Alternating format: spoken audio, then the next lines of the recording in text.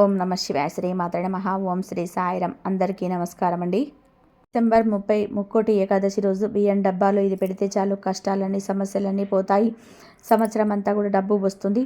మన హిందూ సాంప్రదాయంలో ఎన్నో పండుగలు వస్తూ ఉంటాయి, పోతూ ఉంటాయి.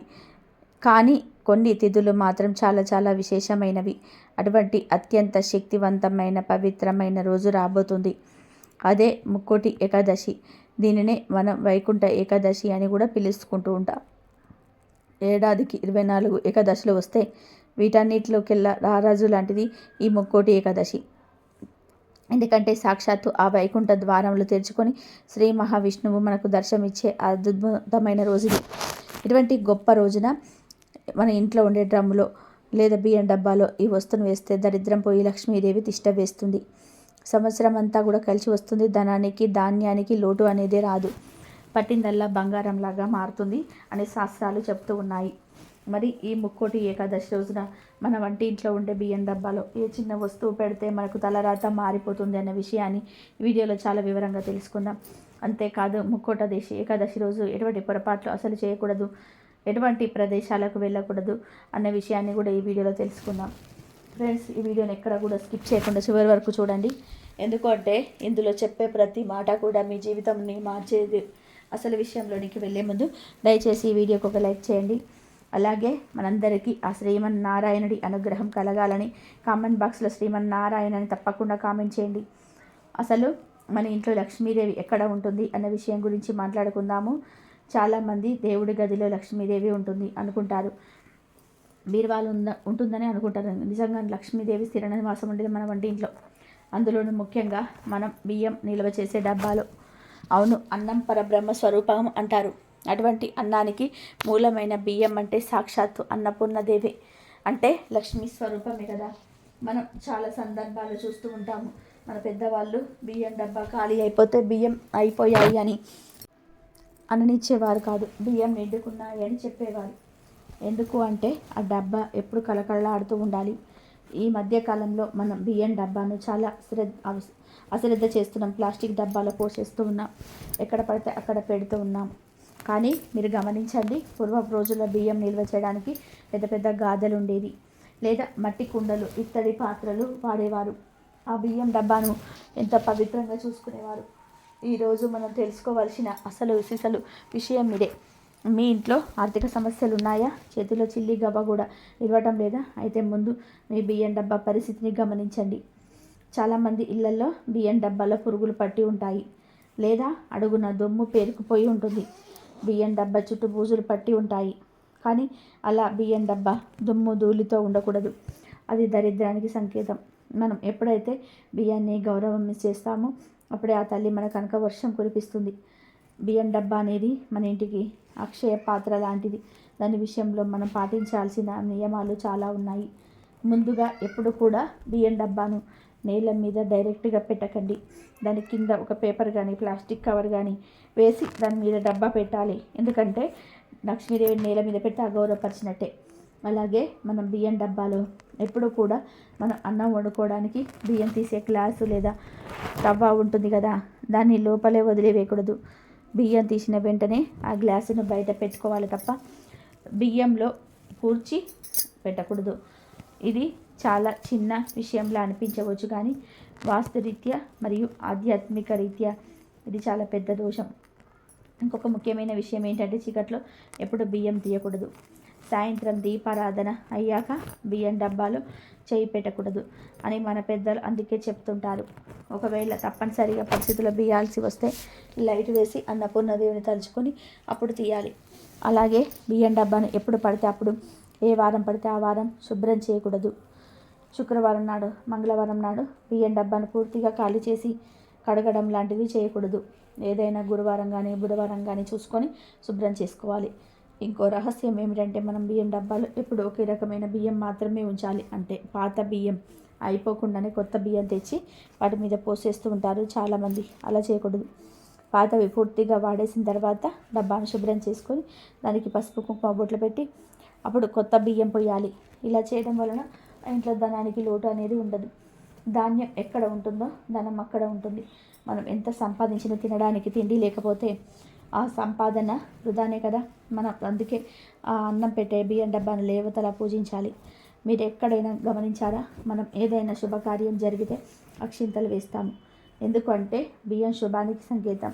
అలాంటి బియ్యాన్ని మనం నిల్వ చేసే పాత్ర ఎంత శుభ్రంగా, ఎంత పవిత్రంగా ఉంటే మన జీవితం అంత బాగుంటుంది. ఇంకా వివరంగా చెప్పాలంటే బియ్యం డబ్బాలో ఎప్పుడు కూడా పురుగులు పట్టకుండా చూసుకోవాలి. అందుకోసం మన రకరకాలుగా కెమికల్స్ వాడాల్సిన అవసరం లేదు. మన వంటింట్లో ఉండే సహజమైన వస్తువులైన వేపాకు కానీ, ఎండుమిరపకాయలు కానీ బియ్యం డబ్బాలో వేస్తే పురుగు పట్టదు. ఆరోగ్యానికి కూడా మంచిది. ముఖ్యంగా ఈ ముక్కోటి ఏకాదశి లాంటి పర్వదినాల్లో బియ్యం డబ్బాలో ఖాళీగా అస్సలు ఉంచకూడదు. పండుగ వస్తుందనగానే 2 రోజుల ముందే డబ్బాని నిండా బియ్యం ఉండేలా చూసుకోండి. నిండు కుండల డబ్బు ఉంటే మీ ఇల్లు కూడా సిరి సంపదలతో నిండుగా ఉంటుంది. ఇంకో విషయం ఏమిటంటే, మనం అన్నం వండడానికి బియ్యం తీసేటప్పుడు కింద ఒలక్కుండా జాగ్రత్త పడాలి. కాళ్ళ కింద బియ్యం గింజలు నలిగితే అది మహాపాపం. అందుకే బియ్యం డబ్బా దగ్గర చాలా జాగ్రత్తగా ఉండాలి. కొంతమంది ఆడవాళ్ళు స్నానం చేయకుండా అంటూ బట్టలతో బియ్యం డబ్బాను ముట్టుకుంటూ ఉంటారు. అది అస్సలు చేయకూడదు. అన్నపూర్ణాదేవి ఆగ్రహిస్తుంది. మనం ఎంత భక్తితో, ఎంత రుచిగా వంట చేస్తామో ఆ వంట మన శరీరానికి అంత శక్తిని ఇస్తుంది. అదేవిధంగా మనం ఎంత పవిత్రంగా బియ్యాన్ని భద్రపరుచుకుంటామో ఆ బియ్యం మనకు అంత ఐశ్వర్యాన్ని ఇస్తుంది. కనీసం వారానికి ఒకసారైనా బియ్యం డబ్బాకు నమస్కారం చేసుకోండి. తల్లి, మాకు పట్టెడు అన్నం పెడుతున్నావు, మా కడుపు నింపుతున్నావు, మా ఇల్లు ఎప్పుడు అలాగే కలకలలాడేలాగా చూడు అని మనస్ఫూర్తిగా దండం పెట్టుకోండి. మీలో మార్పు మీకు తెలుస్తుంది. ఒక చిన్న డబ్బా కదా అని తీసి పడేయకండి. అది మీ ఇంటి ఐశ్వర్య పేటిక. దాన్ని ఎంత బాగా చూసుకుంటే అది మిమ్మల్ని అంత బాగా చూసుకుంటుంది. ఇంకొక ముఖ్యమైన విషయం ఏంటంటే, ఈ ముక్కోటి ఏకాదశి రోజున తప్పనిసరిగా కొన్ని నియమాలు పాటించాలి. అవేంటంటే, ఈ రోజున చేయకుండా పనులు ఉన్నాయి, వీటిని చేస్తే మాత్రం పుణ్యం కూడా పోతుంది. మొదటిది, ఈ రోజున తల స్నానం విషయంలో చాలా జాగ్రత్తగా ఉండాలి. ఈ పవిత్రమైన రోజున తలకు షాంపూ పెట్టి స్నానం అస్సలు చేయకూడదు. అలాగే కుంకుడుకాయలు కూడా వాడకూడదు. కేవలం మామూలు నీళ్ళతో తల స్నానం చేయాలి, లేదా నది స్నానం చేయడం ఇంకా ఉత్తమం. అలాగే ఈరోజు చాలా రద్దీగా ఉండే ప్రదేశాలకు, గొడవలు జరిగే చోట్లకు అసలు వెళ్ళకూడదు. ఎందుకంటే అక్కడ ఉండే నెగిటివ్ ఎనర్జీ మనకు తగులుతుంది. ఈ రోజున మనం ఎంత ప్రశాంతంగా, ఎంత దైవ చింతనలో ఉంటే అంత మంచిది. ముఖ్యంగా గమనించాల్సిన ఇంకొక విషయం ఏమిటంటే, ఈరోజు తులసి మొక్క జోలికి అసలు వెళ్ళకూడదు. ముక్కోటి ఏకాదశి రోజున తులసి ఆకులను అసలు కొయ్యకూడదు. తులసి దళాలు విష్ణువుకు ప్రీతికరమే, కానీ వాటిని ముందు రోజే కోసి పెట్టుకోవాలి తప్ప ఏకాదశి రోజున చెట్టును తాగడం కానీ, ఆకులు తెంపడం కానీ మహాపాపం. అలాగే ఈ రోజున ఇంట్లో గొడవలు పడడం, అబద్ధాలు చెప్పడం, ఇతరులను దూషించడం వంటివి చేస్తే మనం చేసిన పూజ అంతా కూడా బుడిదలో పోసిన పన్నీరే అవుతుంది. ఈరోజు ఉపవాసం ఉండగలిగితే చాలా మంచిది. ఒకవేళ ఆరోగ్యం సహకరించడం వారు పలహారాలు తీసుకోవచ్చు, కానీ అన్నం మాత్రం తినకూడదు. ఉల్లి, వెల్లుల్లి, మసాలాలు ఈరోజు పూర్తిగా మానేయాలి. సాత్విక ఆహారం మాత్రమే తీసుకోవాలి. ఇక ఈరోజు స్త్రీలు చేయవలసిన ఒక అద్భుతమైన పని ఉంది. అదే గోరింటాకు పెట్టుకోవడం. సాధారణంగా ఆషాఢంలో గోరింటాకు పెట్టుకుంటాం, కానీ ఈ ముక్కోటి ఏకాదశి రోజున గోరింటాకు రుబ్బి స్త్రీలు తమ చేతికి పెట్టుకుంటే వారికి దీర్ఘ సుమంగళి యోగ ప్రాప్తిస్తుంది. అంటే భర్త ఆయుష్ పెరుగుతుంది, దాంపత్య అనన్యంగా ఉంటుంది. అంతేకాదు, ఎవరైతే సొంత ఇల్లు లేదా భూములు కొనాలని ప్రయత్నం చేస్తున్నారో వారు ఈరోజు గోరింటాకు పెట్టుకుంటే వారికి భూములు కొనే యోగాలు వస్తాయని శాస్త్రాలు చెప్తున్నాయి. ఆ శ్రీమన్నారాయణ చేతిలో ఉండే శంకు చక్రాలు ఎంత పవిత్రమో, స్త్రీల చేతికి ఉండే గోరింటాకు కూడా అంత లక్ష్మీప్రదమైనది. అంతేకాదు, ఈ ముక్కోటి ఏకాదశి రోజున మీరు బజారుకు వెళ్ళి ఉప్పును కానీ, పసుపును కానీ కొని ఇంటికి తీసుకొని రండి.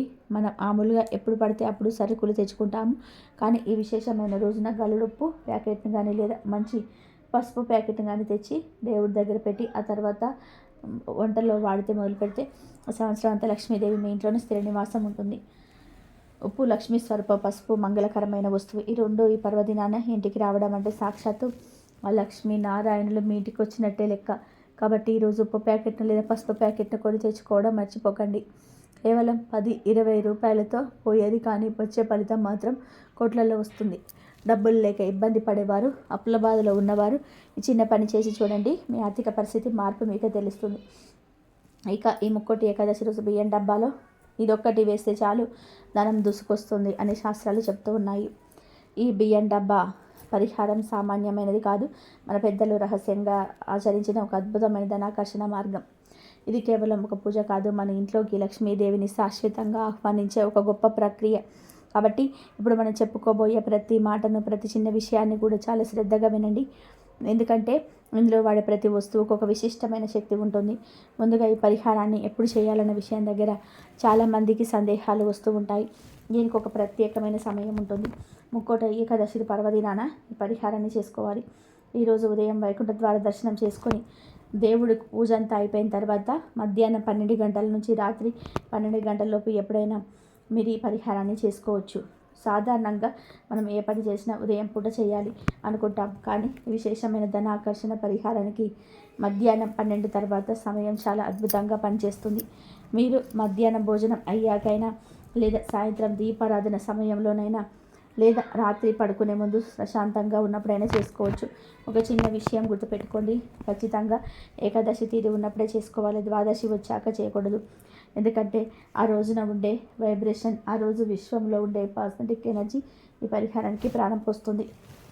ఇక ఈ పరిహారం చేయడానికి మొదట కావలసిన వస్తువుల గురించి మాట్లాడుకుందాం. ఇవి మన వంటింట్లో దొరికే సామాన్యమైన వస్తువులే అనిపించవచ్చు, కానీ తాంత్రిక శాస్త్రం ప్రకారం మీ దీనికి సరైన ప్రకారంలో కలిపితే వారి రేట్ల పెరుగుతుంది. ముందుగా మీరు సేకరించుకోవాల్సింది ఒక పసుపు రంగు వస్త్రం. ఎందుకు పసుపు రంగు వస్త్రము అంటే, పసుపు అనేది గురుగ్రహానికి సంకేతం. మన జాతకంలో గురుడు బాగుంటేనే చేతులు డబ్బు నిలుస్తుంది. అంతేకాదు ఆ శ్రీమన్నారాయణుడికి అత్యంత ప్రీతికరమైన రంగు పీతాంబరం అంటే పసుపు రంగు. స్వామి అనుగ్రహం మనకు కలగాలి అంటే ఆ రంగు వస్త్రం ఉండాల్సిందే. ఈ వస్త్రం మరి పెద్దది అవసరం లేదు. ఒక అరచేతి రుమాల్ సైజు లేదా ఒక బ్లౌజ్ పీస్ అంతా ముక్కున్నా సరిపోతుంది. అయితే ఇది కొత్తది అయితే చాలా మంచిది. ఒకవేళ కొత్తది దొరకకపోతే ఇంట్లో ఉన్న పసుపు రంగు బట్టను శుభ్రంగా ఉతికి ఆరబెట్టి దానికి కొంచెం పసుపు నీళ్లు చల్లి శుద్ధి చేసి వాడుకోవచ్చు. కానీ చిరిగిపోయినవి, మాసిపోయిన మాత్రం అస్సలు వాడకండి. ఎందుకంటే మనం పిలిచేది ధనలక్ష్మిని, ఆమె చాలా శుభ్రతను కోరుకుంటుంది. ఇప్పుడు ఆ పసుపు వస్త్రాన్ని మీ దేవుడి గదిలో దేవుడి ముందు పరచండి. మనసు ప్రశాంతంగా ఉంచుకోండి. ఇప్పుడు మనం ఒక్కొక్క వస్తువును అందులో వేస్తూ మన సంకల్పాన్ని చెప్పుకోవాలి. మొట్టమొదటిగా అందులో వేయాల్సింది 5 బిర్యానీ ఆకులు. అవును, మన వంటింట్లో వాడే బిర్యానీ ఆకులే. చాలామందికి తెలియని రహస్యం ఏమిటి అంటే, బిర్యానీ ఆకుకు నెగిటివ్ ఎనర్జీని తీసేసి పాజిటివ్ ఎనర్జీని, ముఖ్యంగా డబ్బును ఆకర్షించే గుణం చాలా ఎక్కువగా ఉంటుంది. మీరు ఎంపిక చేసుకునే ఈ 5 ఆకులు కూడా ఎక్కడ చిరిగిపోకుండా, రంధ్రాలు లేకుండా, కాడలు విరిగిపోకుండా చక్కగా అందంగా ఉండాలి. ఖండించబడిన ఆకులు వాడితే ఫలితం కూడా అలాగే ఉంటుంది. కాబట్టి మంచి ఆకులను నేరుకొని పెట్టుకోండి. ఆ 5 ఆకులను ఆ పసుపు బట్ట మధ్యలో ఉంచండి. ఆ తర్వాత ఆకులపైన వేయవలసిన 2 ముఖ్యమైన వస్తువు ధనియాలు. ధనియాలు అంటే సాక్షాత్తు కుబేరుడి స్వరూపం. మీరు గమనిస్తే మనం ధనత్రయోదశి నాడు ఖచ్చితంగా ధనియాలు కొంటాం. ధనియాలు అనే పదంలోనే ధనం ఉంది. ఒక చిన్న మొత్తం భూమిలో పెడితే అది మొలకెత్తి పెరిగి పెద్దదై మళ్ళీ ఎన్నో వేల విత్తనాలను ఎలా ఇస్తుందో, మన దగ్గర ఉన్న డబ్బు కూడా అలాగే వృద్ధి చెందాలని, మన ఇంట్లో ఉన్న సంపద రోజు రోజుకు పెరగాలని కోరుకుంటూ గుప్పెడు ధనియాలను తీసుకొని ఆ బిర్యానీ ఆకుల మీద వేయాలి. ఇది వేసేటప్పుడు మా ఇల్లు ధనధాన్యాలతో తులుతూగాలి అని మనసులో బలంగా అనుకోండి. ఈ ధనియాలు మన ఇంట్లో ఉన్న ఆర్థిక స్తబ్దతను పోగొట్టి డబ్బు ప్రవాహం పెరిగేలాగా చేస్తాయి. ఇక మూడవది లక్ష్మీదేవికి దక్షిణ సమర్పించాలి కదా. అయితే అదొక 11 రూపాయలు వేయండి. ఎందుకు 11 అంటే, సంఖ్యాశాస్త్రం ప్రకారం 11 అనేది మాస్టర్ నెంబర్. ఇది చాలా శక్తివంతమైంది. అలాగే 1 రూపాయి అనేది మనం ఎప్పుడు దేవుడికి ఇచ్చే అదనపు గౌరవం. మీరు ఒక 10 రూపాయల నోటు, 1 రూపాయి కాయిన్ వేయొచ్చు, లేదా 11 1 రూపాయి బిల్లను వేయొచ్చు, లేదా 2 5 రూపాయల కాయిన్స్, లేదా 1 రూపాయి కాయిన్ వేయొచ్చు. ఎలా వేసినా మొత్తం విలువ 11 రూపాయలు ఉండేలాగా చూసుకుంటే, ఈ డబ్బును మనం ఆ ధనియాల మీద పెడుతున్నప్పుడు తల్లి లక్ష్మీదేవి ఈ చిన్న మొత్తాన్ని విత్తనంగా వేస్తూ ఉన్నాను, దీన్ని అక్షయంగా మార్చు అని వేడుకోండి. ఆ తర్వాత మంగళకరమైన వస్తువులైన పసుపు మరియు కుంకుమను కొద్దిగా మూటలో వేయాలి. పసుపు లక్ష్మీదేవికి, కుంకుమ గౌరీదేవికి ప్రతీకలు. ఎక్కడ పసుపు కుంకుమలు ఉంటాయో అక్కడ అమంగళం ఉండదు. మన ఇంటికి పట్టిన దరిద్రం పోవాలి అంటే ఈ 2 ఖచ్చితంగా ఉండాల్సిందే. గనక చిటికెడు పసుపు, చిటికెడు కుంకుమను ఆ డబ్బుల మీద, ఆకుల మీద పడేలాగా భక్తితో వేయండి. ఇవి ఆ పరిహారానికి ప్రాణప్రతిష్ఠ చేసుకున్నట్లు లెక్క. ఇప్పుడు అసలైన అత్యంత కీలకమైన వస్తువు గురించి తెలుసుకుందాము. చాలామంది డబ్బు సంపాదిస్తారు కానీ అది నిలబడదు. నేలల్లా ఖర్చు అయిపోతుంది, లేదా ఎవరో ఒకరు అప్పు అడుగుతారు, ఇస్తే తిరిగి రాదు, లేదా అనారోగ్య పాలవుతుంది. దీనికి ప్రధాన కారణం నరదిష్టి, శత్రుబాధలు. నరుడి కంటికి నల్లరాయి కూడా పగులుతుంది అంటారు. మీ ఎదుగుదల చూసి ఓర్వలేని వాళ్ళు చూపు మీ మీద పడినప్పుడు లక్ష్మీదేవి మీ ఇంట్లో ఉండలేకపోతుంది. ఆ నెగిటివ్ దృష్టి పాలద్రోలడానికి మనం ఇంట్లో వేయవలసిన వస్తువు మిరియాలు. అవును, నల్ల మిరియాలు. ఒక 5 లేదా 7 మిరియాల గింజలు తీసుకుని అందులో వేయాలి. మిరియాలు ఘాటుకు ఆ శక్తికి ఎలాంటి దుష్ట శక్తి అయినా పారిపోవలసింది. మన ధనానికి, మన సంపాదనకు ఒక రక్షణ కవచంలా, ఒక సెక్యూరిటీ గార్డ్లా ఈ మిరియాలు పనిచేస్తాయి. ఎప్పుడైతే మనం మిరియాలు వేస్తామో అప్పుడే మన పరిహారం సంపూర్ణమవుతుంది. ఒక డబ్బు రావడమే కాదు, వచ్చే డబ్బు మన దగ్గరే భద్రంగా ఉండాలంటే ఈ మిరియాలు తప్పనిసరి. ఇప్పుడు వస్తువులన్నీ వేసేసాం కదా. ఇప్పుడు మీరు చేయాల్సింది ఏమిటి అంటే కళ్ళు మూసుకొని ఆ శ్రీమన్నారాయణ పాదాలను మనసులో తలుచుకొని మన సమస్యలన్నీ ఆయన పాదాల దగ్గర వదిలివేయండి. మీరు నా ఆర్థిక కష్టాలు తీరిపోవాలి, అప్పులు తీరాలి, నా భర్త వ్యాపారం బాగుండాలి, లేదా నా పిల్లల ఉద్యోగం బాగుండాలి, మా ఇల్లు సిరి సంపదలతో నిండిపోవాలి అని మీకు ఏ కోరిక ఉంటే ఆ గట్టిగా స్పష్టంగా కోరుకోండి. సంకల్పం ఎంత బలంగా ఉంటే ఫలితం అంత త్వరగా వస్తుంది. ఆ తర్వాత ఆ బట్టను మెల్లగా దగ్గరికి తీసి లోపల ఉన్న వస్తువులు కింద పడిపోకుండా జాగ్రత్తగా ఒక చిన్న మూటలాగా కట్టాలి. దీనికి దారం ఏదైనా వాడొచ్చు. పసుపు దారం ఉంటే మరీ మంచిది, లేకపోతే మామూలు దారమైనా సరే పర్వాలేదు. కానీ ముడి వేసేటప్పుడు మాత్రం మీ కష్టాలన్నీ బంధించేస్తున్నాను, ఇక అవి నన్ను బాధ పెట్టవు అనుకుంటూ గట్టిగా ముడేయండి. ఇక్కడితో అయిపోలేదు. ఇప్పుడు అసలు కట్టముంది. ఆ కట్టిన మూట పైన మనం ఇందాక వాడిన కుంకుమను కొంచెం తడిపి లేదా గంధం అరగదీసి దాంతోనైనా సరే ఆ మూట మీద గోవిందనామం పెట్టండి. గోవిందనామానికి ఉన్న శక్తి అంతా ఇంత కాదు. ఆపద మొక్కులవాడు ఆ గోవిందుడు. ఆ నామం ఆ మూట మీద ఉంటే సాక్షాత్తు ఆ వెంకన్న స్వామి ఆ మూటలో కొలువై ఉన్నట్టే. మనం ద్రౌపది వస్త్రాపహరణం అప్పుడు చూసి గోవింద అని ఒక్కసారి పిలవగానే అక్షయంగా చీరలు ప్రసాదించాడు. ఇప్పుడు కూడా మనం ఆ గోవిందుని నమ్ముకొని ఈ పరిహారం చేస్తున్నాం కాబట్టి మన సంపద కూడా అక్షయం అవుతుంది. ఇలా సిద్ధం చేసిన ఆ శక్తివంతమైన మూట మనం బియ్యం డబ్బాలో పెట్టాలి. అయితే డబ్బా పైన ఊరికే అలా పెట్టేయకూడదు. ఎందుకంటే సంపద ఎప్పుడు గుప్తంగా ఉండాలి, అంటే రహస్యంగా ఉండాలి. నలుగురికి కనబడేలాగా ఉంటే దాని శక్తి తగ్గిపోతుంది. అందుకే మీ బియ్యం డబ్బాలో చేత్తో కొంచెం లోతుగా నీళ్ళగా తీసి ఆ గుంటలో ఈ మూటను పెట్టి దానిపైన మళ్ళీ బియ్యం కప్పేయండి. అంటే ఎవరైనా డబ్బా మూత తీసి చూస్తే పైన బియ్యం మాత్రమే కనిపించాలి, లోపల ఈ మూట ఉన్నట్టు మీ ఒక్కరికి మాత్రమే తెలియాలి. ఇలా బియ్యం లోపల పెట్టడం వల్ల ఒక అద్భుతమైన సైన్స్ జరుగుతుంది. ఆ మూటలో ఉన్న బిర్యానాకు, ధనియాలు, మిరియాలు, ఆ మంత్రించిన రూపాయి నానా శక్తి ఆ బియ్యం గింజలకు పడుతుంది. మనం ప్రతిరోజు ఆ బియ్యాన్ని వండుకొని తిన్నప్పుడు అది అందంగా మారి మన రక్తంలో కలుస్తుంది.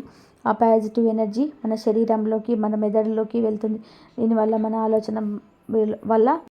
ఆలోచన విధానం మారుతుంది, బద్ధకం పోతుంది, నిరాశ పోతుంది, నేను సాధించగలను, నేను సంపాదించగలను అనే ఆత్మవిశ్వాసం పెరుగుతుంది. మనకు తెలియకుండానే మనలో ఒక పాజిటివ్ వైబ్రేషన్ వస్తుంది. అదే మనల్ని విజయం, తీరాలకు, ధన లాభాల వైపు నడిపిస్తుంది. ఇది చాలా సూక్ష్మమైన విషయం, కానీ చాలా గొప్ప ఫలితాన్ని ఇస్తుంది. మరి ఆ మూటను ఎన్నాళ్ళు ఉంచాలి అనే సందేహం మీకు రావచ్చు. దీన్ని కనీసం ఒక మండలం రోజు, అంటే 41 రోజులు కానీ, లేదా వచ్చే ఏకాదశి కానీ, లేదా ఒక నెల రోజుల పాటు కానీ బియ్యం డబ్బాలోనే ఉంచేయాలి. మధ్యలో బియ్యం అయిపోతూ ఉంటే కొత్త బియ్యం పోస్తూ ఉండండి తప్ప మూటను తీయకండి. ఒకవేళ బియ్యం తీసేటప్పుడు ఆ మూట చేతికి తగిలితే దాన్ని తీసి పక్కన పెట్టి బియ్యం తీసుకున్న తర్వాత మళ్ళీ లోపల గుప్తంగా పెట్టేయండి. అంతే తప్పే పదే పదే బయటకు తీసి చూడకూడదు. ఒక నెల రోజులు అలా 41 రోజులు అయిపోయాక ఆ మూటను బయటకు తీసి అందులో ఉన్న 11 రూపాయల మాత్రం తీసుకొని గుడి ఉండిలో వేసుకోండి. అంతేకాని ఆ మూటను మీరు ఖర్చు పెట్టకండి. ఇక మిగిలిన బిర్యానీ ఆకులు, ధనియాలు, మిరియాలు వంటి వాడిన వస్తువులను ఎక్కడైనా పారే నీటిలో కలిపేయండి, లేదా ఎవరు తొక్కని ప్రదేశంలో ఏదైనా చెట్టు మొదట్లో వేసేయండి. ఆ పసుపు బట్టను శుభ్రంగా ఉతికి మళ్ళీ దేవుడి పనులకు వాడుకోవచ్చు, లేదా తర్వాత ముక్కోటి ఏకాదశికి ఇదే పరిహారం చేయడానికి వాడుకోవచ్చు. ఈ చిన్న పరిహారం చూడడానికి చాలా సామాన్యంగా అనిపించవచ్చు, కానీ దీని వెనుక ఉన్న ఆధ్యాత్మిక శక్తి మాత్రం చాలా గొప్పది. మనం ఎప్పుడైతే ఆ పవిత్రమైన మూటను మన ఇంటి అక్షయపాత్రమైన బియ్యం డబ్బాలో ఉంచుతామో అప్పుడు సాక్షాత్తు అన్నపూర్ణాదేవి అనుగ్రహం మీ మన కుటుంబంపై సంపూర్ణంగా కలుగుతుంది. తల్లని చూపు మన ఇంటిపైన పడితే ఇంకా ఆ ఇంటికి ధనానికి ధాన్యానికి ఏ రోజు అనేది లోటు రాదు. ఎంత ఖర్చు పెట్టినా ఎంత వండుకున్నా బియ్యం డబ్బా ఎప్పుడు నిండు కుండలాగా కలకలలాడుతూనే ఉంటుంది. మన పెద్దలు ఎప్పుడు ఇల్లు ధనధాన్యాలతో తులతూగాలి అని అంటుంటారు. దాని అర్థం ఇదే. తినడానికి లోటు లేని తిండి, చేతి నిండా డబ్బుండడమే నిజమైన ఐశ్వర్యం. ఈ రోజున చేసే పరిహారం వలన మీలు సిరి సంపదలకు నిలయంగా మారుతుంది. ఆకలి బాధలు తెరిచేరవు, ఆర్థిక ఇబ్బందులు తొలగిపోతాయి. మీ వంటి ఎప్పుడు కూడా శుభప్రదంగా లక్ష్మీదేవి నివాసంగా మారుతుంది. కాబట్టి సంపూర్ణ నమ్మకంతో భక్తితో ఈ పరిహారం చేయండి. అన్నపూర్ణాదేవి ఆశీస్సులతో మీ జీవితం సుభిక్షంగా మారుతుంది. మీకు అన్ని శుభాలే జరుగుతాయి. ఈ వీడియో కనుక మీకు నచ్చినట్లయితే ప్లీజ్ లైక్ చేయండి, షేర్ చేయండి, సబ్స్క్రైబ్ చేయండి. మరొక మంచి వీడియోతో మళ్ళీ కలుద్దాం. ఆ అమ్మవారి అనుగ్రహం, నారాయణుడి అనుగ్రహం అందరిపైన ఉండాలని మనస్ఫూర్తిగా కోరుకుంటున్నాను. జై శ్రీరామ్.